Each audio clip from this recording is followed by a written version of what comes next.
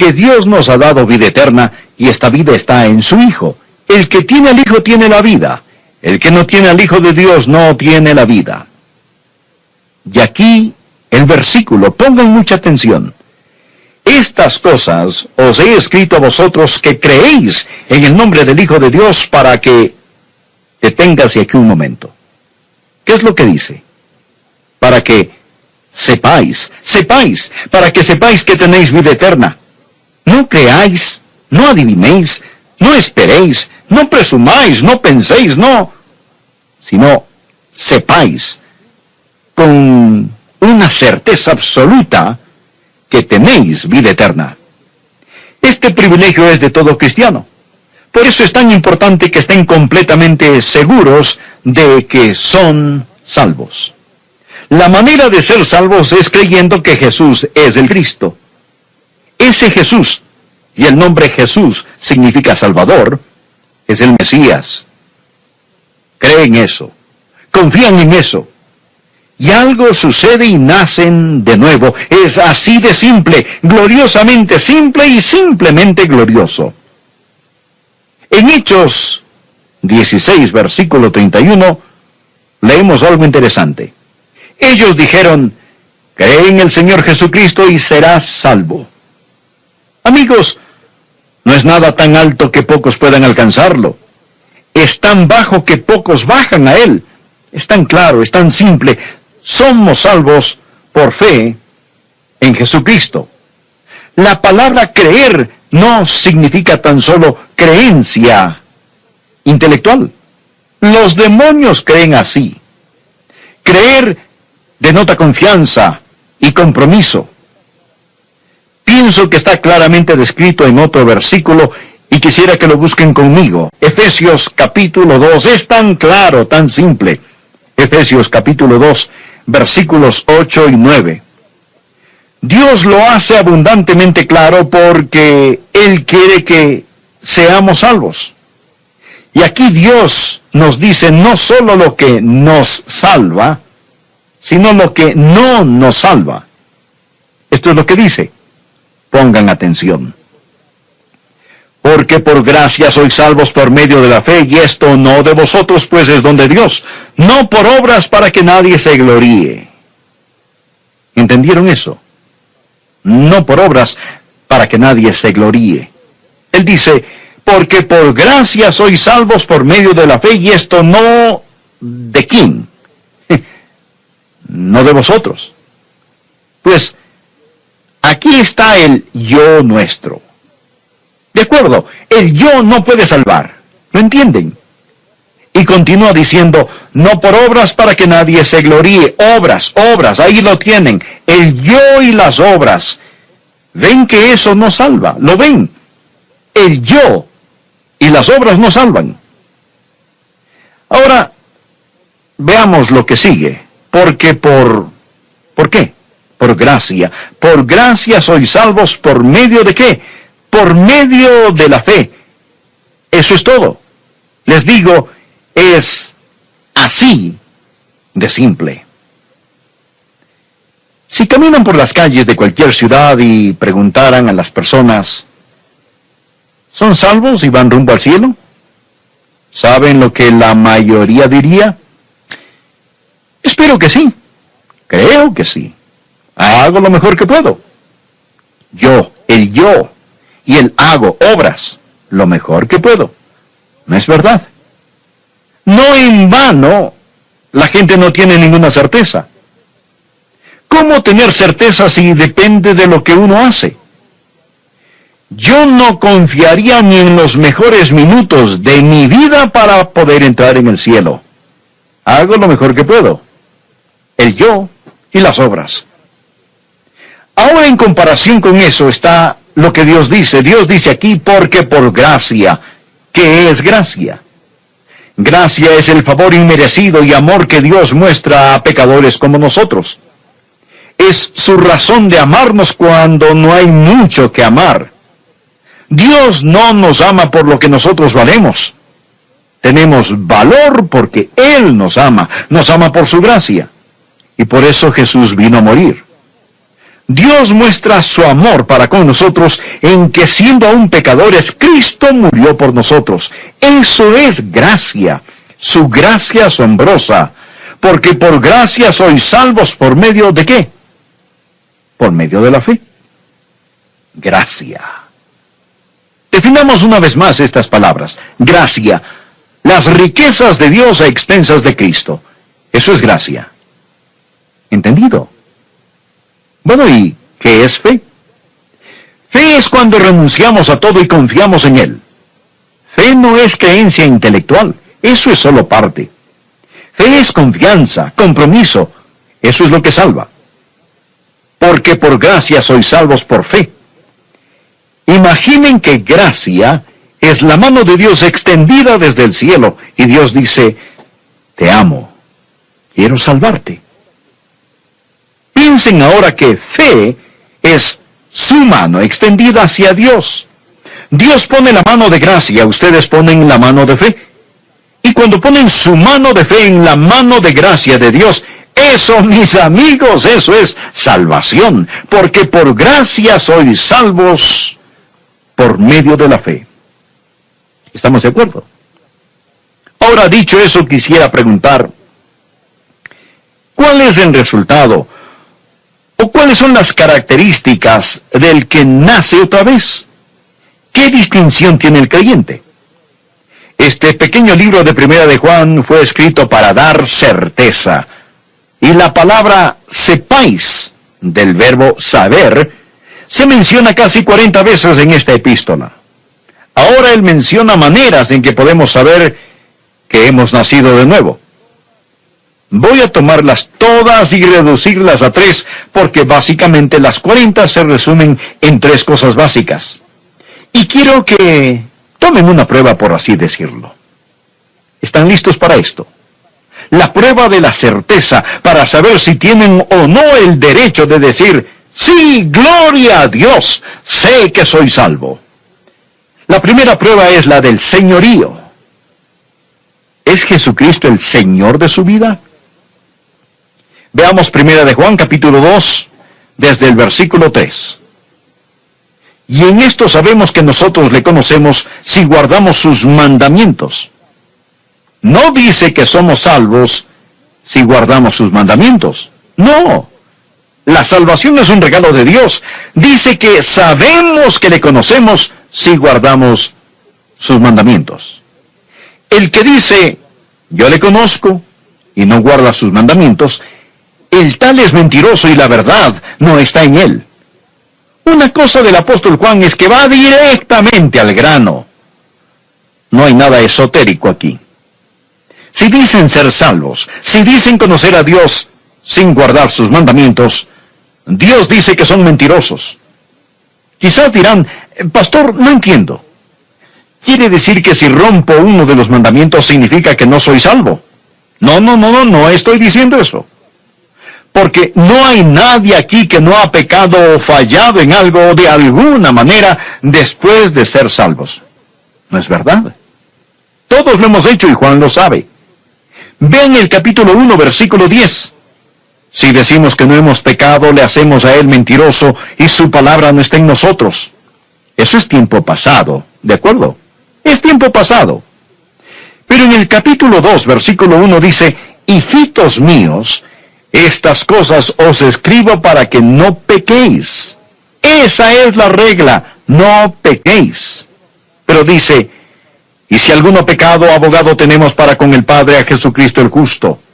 Dice que es posible, es probable que pequemos y necesitemos un abogado. Necesitemos que Jesús venga y nos ayude y nos limpie de nuestro pecado. Y luego dice en el versículo 3, y en esto sabemos que nosotros le conocemos si guardamos sus mandamientos. A la final, ¿cuál es la respuesta? Por una parte, la Biblia dice que sabemos que somos salvos si guardamos sus mandamientos. Por otra parte, dice que es probable que pequemos. La clave es la palabra guardar. Miren la palabra guardar en el capítulo 2, versículo 3. Sabemos que le conocemos si guardamos sus mandamientos. Para nosotros, como hijos de Dios, sus mandamientos son nuestra guía. la meta de nuestras vidas. No deseamos salir de rumbo. Sí, a veces nos arrastra el viento, sí, a veces no miramos las estrellas, cierto, a veces fallamos, y hay veces que a lo mejor navegamos mal, pero el gran deseo de nuestra vida es guardar los mandamientos de Dios, y Juan dice, si no tienen ese deseo, necesitan ser salvos. Ahora viene la segunda prueba. Hay la prueba del señorío, y la segunda prueba en Primera de Juan es la de la fraternidad, la prueba de la fraternidad. Permítanme mostrarles lo que dice Juan sobre esto. En Primera de Juan, capítulo 3, versículo 14. Sabemos, otra vez la palabrita, sabemos que hemos pasado de muerte a vida en que amamos a los hermanos. El que no ama a su hermano permanece en muerte. Es lo que dice Juan. Y ahora pasemos a Primera de Juan, capítulo 4, verso 20. Si alguno dice yo amo a Dios y aborrece a su hermano, es mentiroso. Pues el que no ama a su hermano a quien ha visto, ¿cómo puede amar a Dios a quien no ha visto? Y nosotros tenemos en este mandamiento de él, el que ama a Dios, ame también a su hermano. Y en el capítulo 5, versículo 1, todo aquel que cree que Jesús es el Cristo es nacido de Dios, y todo aquel que ama al que engendró, es decir, el que ama al Padre, ama también al que ha sido engendrado por él. Cuando aman al Padre Celestial, aman a sus hijos, a sus hermanos y hermanas en Cristo. Es una característica del cristiano, es una prueba. Es que cuando somos salvos, queremos estar con los hijos de Dios. Es una buena relación con los hijos de Dios. Claro que siempre habrá gente que diga, oh, yo puedo adorar a Dios a solas. No necesito ir a la iglesia. Dios ve mi corazón, sabe que le amo, no necesito reunirme con los hermanos. Entonces, ¿por qué Dios nos exhorta diciendo, no dejando de congregarnos? ¿Por qué Dios siempre nos dice que cuando lo amamos, tenemos que amar a nuestro hermano y hermana? Tenemos que amar a los hermanos. ¿Lo ven? Este es el razonamiento, pongan mucha atención. ¿Por qué la fraternidad es prueba de salvación? Pues lo que sucede al ser salvo es esto.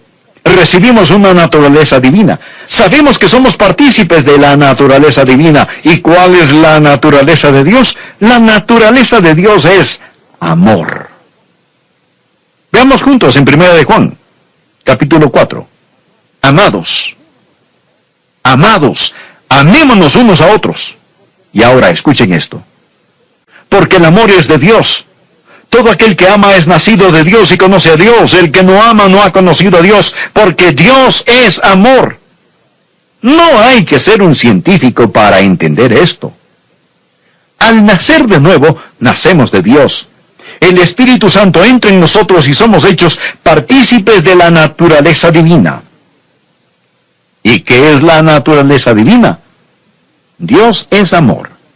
Si tenemos esa naturaleza, entonces tenemos amor, ¿verdad? Si no hay amor en nosotros, no hemos sido hechos partícipes de la naturaleza divina. Y no habla aquí solamente de amar a Dios, habla de amarnos unos a otros, porque Dios es amor. Sería absurdo que alguien diga, he nacido de Dios, el Espíritu Santo vive en mí, tengo la naturaleza de Dios, he nacido de Dios, pero simplemente no siento ningún amor. Amigos, hay la prueba del señorío y la prueba de la fraternidad. Está ahí, a la vista de todos. Y la tercera prueba es la prueba de relación. La prueba de señorío, de fraternidad y la prueba de relación. La salvación es una relación vital con el Señor Jesucristo. Primera de Juan, capítulo 5, verso 11. Y este es el testimonio, que Dios nos ha dado vida eterna, y esta vida está en su Hijo. Recordemos esto. ¿Quién es el Hijo de Dios? Jesucristo. Esta vida está en su Hijo. El que tiene al Hijo tiene la vida. El que no tiene al Hijo de Dios no tiene la vida. Estas cosas os he escrito a vosotros que creéis en el nombre del Hijo de Dios, para que sepáis que tenéis vida eterna y para que creáis en el nombre del Hijo de Dios. Aquí se está hablando de una relación con Jesús.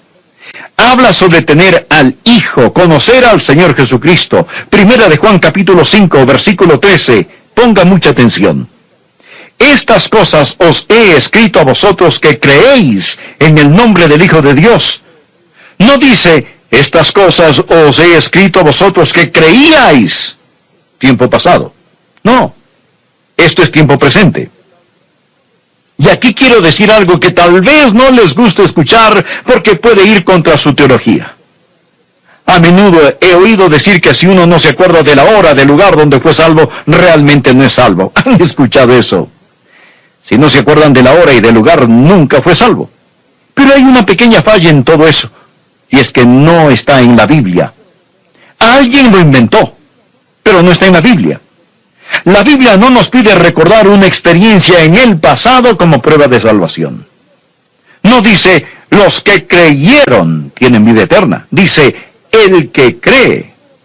Si sabe la hora y el lugar, pues maravilloso. Yo me acuerdo del lugar y la hora. Pero si no, no significa que no somos salvos. Si están confiando en Jesús ahora, son salvos. Quizás no saben exactamente cómo sucedió. Ahora, para terminar, quiero decir esto.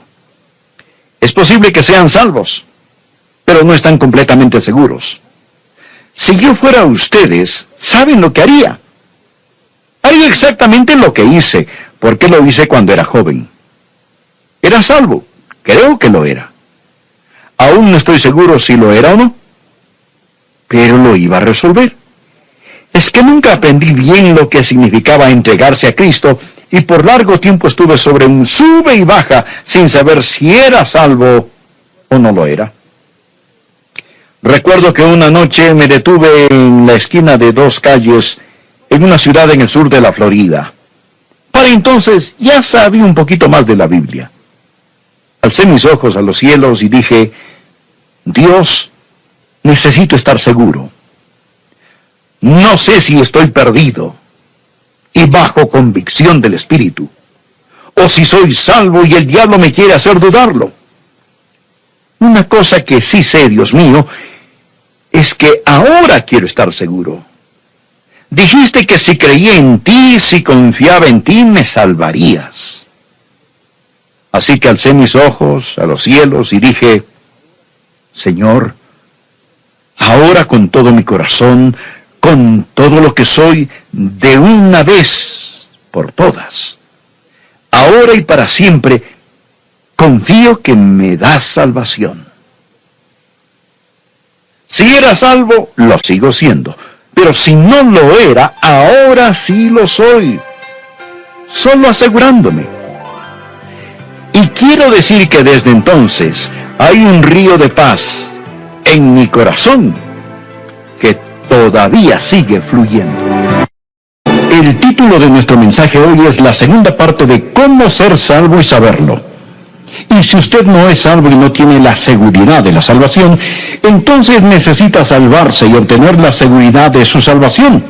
Mas si usted es salvo, tiene la salvación y la certeza y la seguridad. Algunas personas dirán, si eso es cierto, pastor, ¿qué de esto o aquello? ¿Qué me dice de este versículo? ¿Qué me dice de aquel pasaje?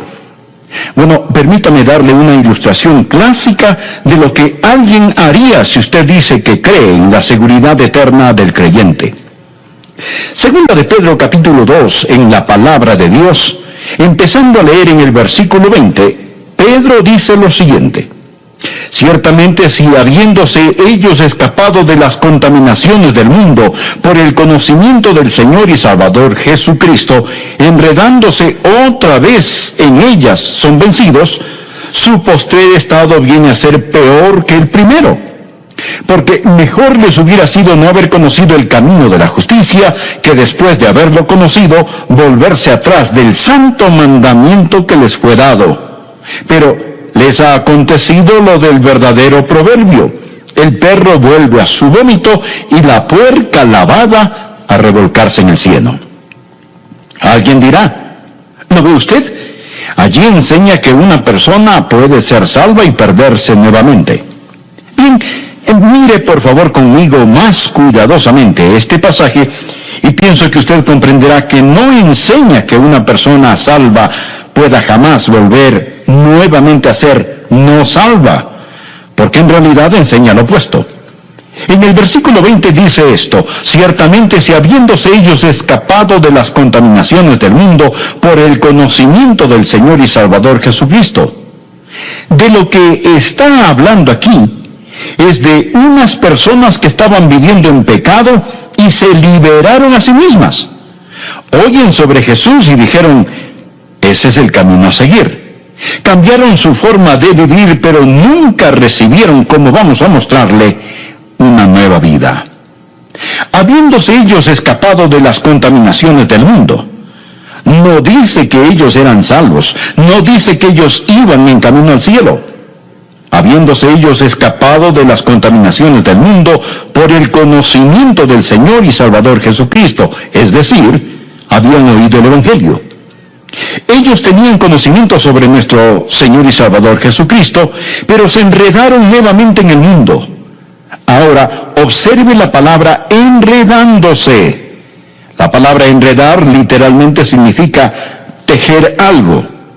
Y lo que sucedió fue esto: que esta gente estaban tejiéndose a sí mismos más profundamente en el cautiverio al seguir a ciertos maestros falsos.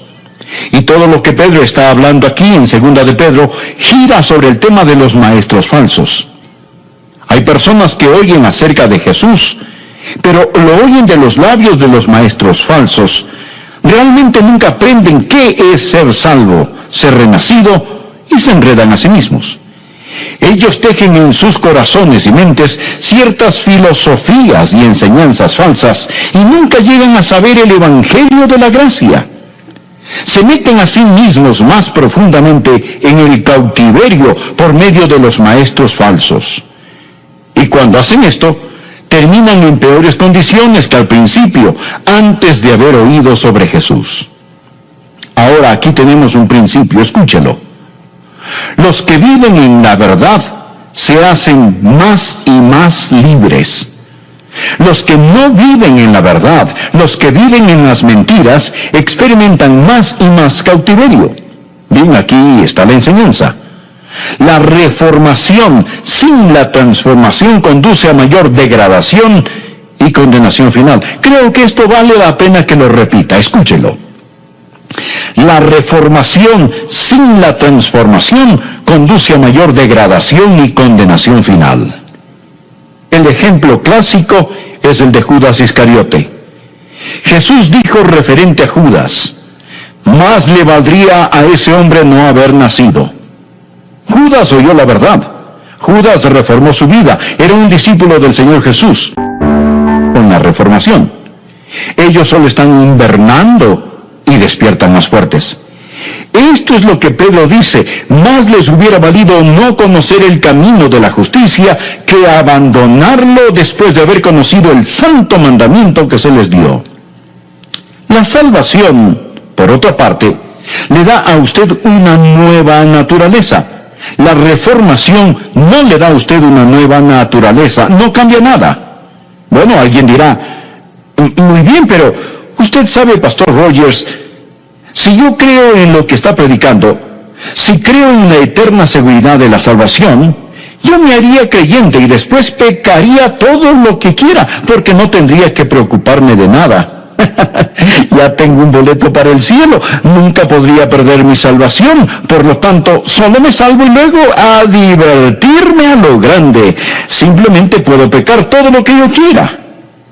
Bien, permítame decirle algo. Yo peco todo lo que quiero. ¿Sabía usted eso? Yo peco todo lo que quiero. Ah, pero la diferencia es que yo no quiero hacerlo. Yo no quiero hacerlo. Yo no quiero pecar. Nada me haría más feliz que saber que nunca pecaría otra vez. Si hubiera algún tipo de contrato que yo pudiera firmar que dijera que sería imposible de ahora en adelante para mí pecar, creo que lo firmaría este mismo instante. Pero lo que sí sé es que yo no quiero pecar. Y si usted tiene la idea de que la seguridad eterna de la salvación es de alguna forma una licencia para pecar, ¿sabe usted cuál es su problema? Usted probablemente necesita salvarse. Verá, necesita deseos totalmente nuevos. Usted necesita deseos totalmente nuevos. Usted necesita nacer nuevamente. Esta gente de la cual está Pedro hablando se había reformado, pero nunca se había regenerado. Muy bien, veamos otro versículo. Busque Mateo capítulo 24. Este es otro pasaje que la gente frecuentemente utiliza para tratar de probar que una vez que somos salvos podemos perder nuestra salvación.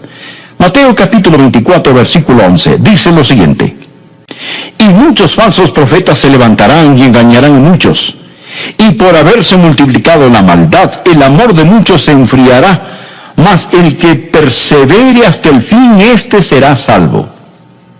Alguien podrá ver en este versículo, mostrárselo en su cara y dirá: ¿no lo ve usted?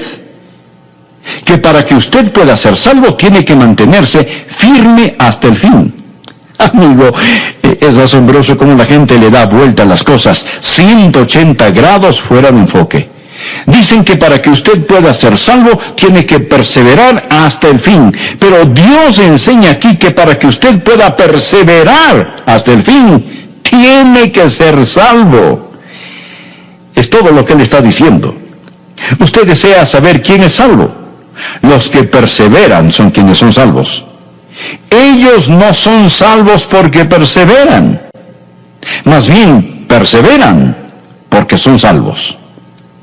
Ahora, simplemente tomen sus Biblias y miren en Juan capítulo 6, versículo 64. Jesús dijo: pero hay algunos de vosotros que no creen. Jesús les está hablando a los que están a su alrededor, porque Jesús sabía desde el principio quiénes eran los que no creían y quién le había de entregar. ¿Piensa usted que esto lo tomó a él, a Jesús, por sorpresa? ¿Piensa que Jesús dijo: qué acontecimiento tan desagradable es este? Oh, no. ¿Cómo pude haber elegido a Judas? No puedo creerlo. Este era un hombre en quien yo confiaba y ahora me ha traicionado. Oh, no, amigo. Jesús escogió a Judas con sus ojos bien abiertos. Jesús sabía que Judas nunca había creído en él.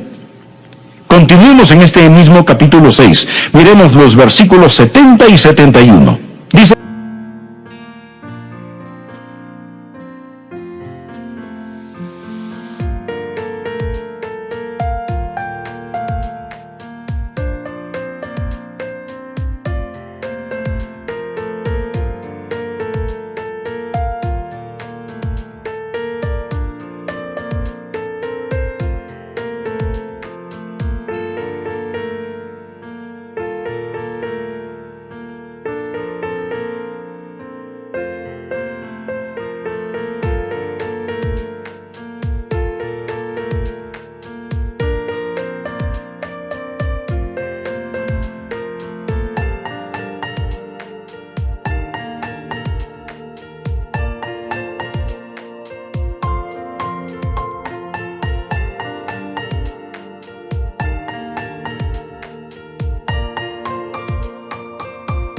así: Jesús les respondió: ¿no os he escogido yo a vosotros los 12? Y uno de vosotros es diablo. Hablaba de Judas Iscariote, hijo de Simón, porque este era el que le iba a entregar, y era uno de los 12. Nada estaba fuera de control. Jesús dijo en otro lugar: he elegido a Judas para que se cumplan las Escrituras. ¿Qué estoy tratando de decir? Muy bien, lo que quiero decir es que Pedro perseveró y Judas no. ¿Por qué? ¿Por qué Pedro perseveró hasta el fin? ¿Y por qué Judas no perseveró? Muy simple: Pedro tuvo fe. Jesús dijo: Pedro, he orado por ti, para que tu fe no falle. Judas no tenía fe. Jesús conocía desde el principio quiénes eran los que no creían. Judas nunca creyó. Simón Pedro sí creyó. mas el que persevere hasta el fin, este será salvo. En 1 de Juan, capítulo 2, versículo 19, ¿lo recuerda? Dice, salieron de nosotros, pero no eran de nosotros, porque si hubiesen sido de nosotros, habrían permanecido con nosotros, pero salieron para que se manifestase que no todos son de nosotros. Por lo tanto, los que salen no pierden su salvación. Los que no perseveran no pierden su salvación. Los que no perseveran no pierden su salvación por fracasar en mantenerse firmes hasta el final. Ellos no pierden la salvación, estimado amigo, simplemente porque nunca la tuvieron. Bueno, tenemos tiempo para ver algo más. Veamos Hebreos capítulo 6. Guardé este para lo último, porque pienso que este es el pasaje al que mucha gente recurre cuando realmente tratan de probar de algún modo que podemos perder nuestra salvación. Hebreos capítulo 6. Comenzaré a leer en el versículo 4. El autor de Hebreos está hablando en el capítulo 6, van otra vez renovados para arrepentimiento. Ahora le digo esto.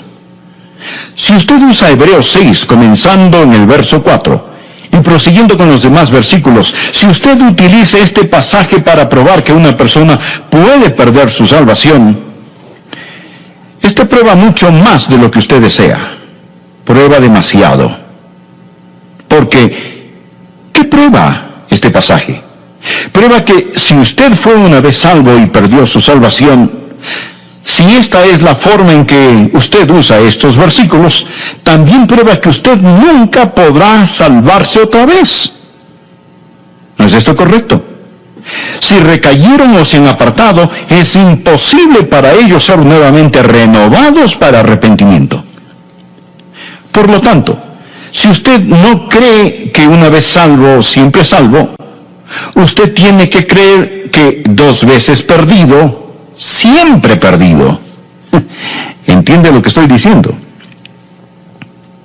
Dice, si usted usa este versículo de esta manera, si usted trata de hacer que estos versículos prueben que una persona puede ser salva y perder su salvación, si esto es lo que usted trata de probar con este pasaje, entonces sea honesto.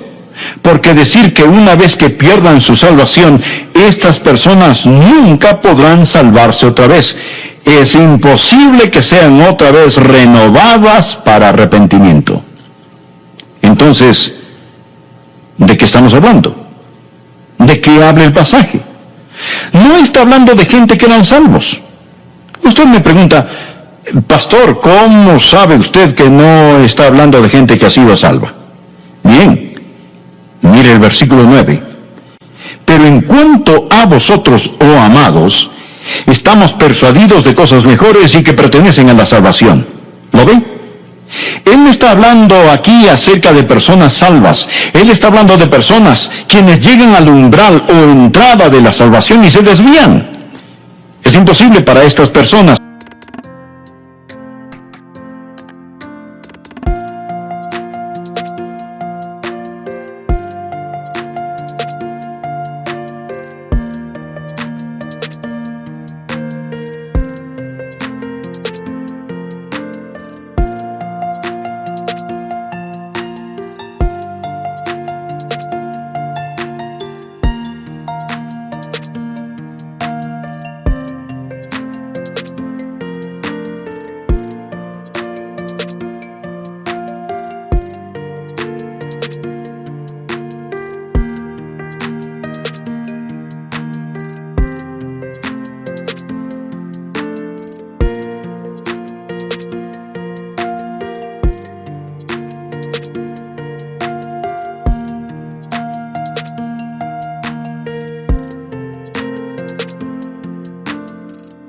quienes han entendido el Evangelio de Dios, que saben la verdad y se apartan conscientemente de la verdad con sus ojos bien abiertos. Es imposible traer a esta gente al arrepentimiento. Estas personas han cometido el pecado imperdonable. Observemos, fueron iluminados una vez. La entrada de la palabra de Dios emana luz. Muchos han escuchado un mensaje como este y han sido iluminados. Gustaron del regalo celestial. Al nosotros predicar, han oído sobre Jesús, han sido partícipes del Espíritu Santo. El Espíritu Santo de Dios ha agarrado fuertemente sus corazones, han gustado de la buena palabra de Dios, han oído la exposición de la palabra y del poder del mundo venidero, han gustado de todo esto, pero se han apartado. Y si ellos recayeron, no está hablando de una persona que peca en ignorancia, que peca sin entendimiento, pero habla de una persona que peca con sus ojos muy bien abiertos, una persona que dice, yo no quiero a Jesús. Le daré una ilustración. Supongamos que usted va al supermercado y en la sección de carnes y productos lácteos hay una mesa con trocitos de queso, unos bocadillos para que los clientes los prueben. Usted se acerca, toma uno, lo prueba y le fascina el queso.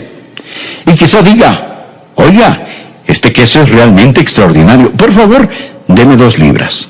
Bueno, le preparan y envuelven las 2 libras de queso, lo ponen al lado de la registradora y usted ve el número que aparece en la caja registradora y dice, espere un minuto, ¿qué es eso? Y la cajera responde, ¿eso? ¿Es su queso?